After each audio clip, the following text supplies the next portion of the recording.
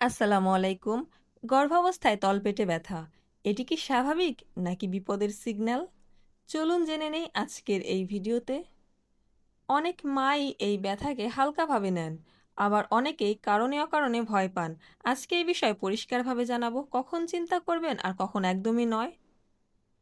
তলপেটে ব্যথার কারণগুলো: ১. শরীরের স্বাভাবিক পরিবর্তন।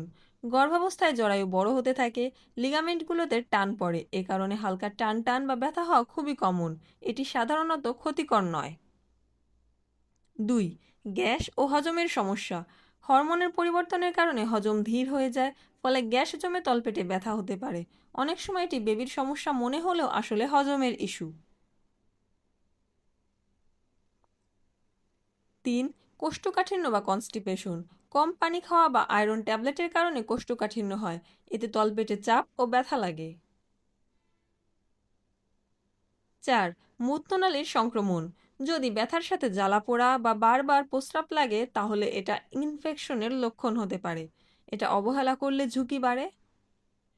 ৫. গুরুতর কারণ। কিছু ক্ষেত্রে তলপেটের ব্যথা বিপদের ইঙ্গিত হতে পারে, যেমন অ্যাক্টোপিক প্রেগন্যান্সি, মিসক্যারেজ, প্লাসেন্টার সমস্যা। যদি তীব্র ব্যথা, রক্তপাত, মাথা ঘোরা বা জ্বর থাকে তাহলে দেরি না করে ডাক্তারের কাছে যান।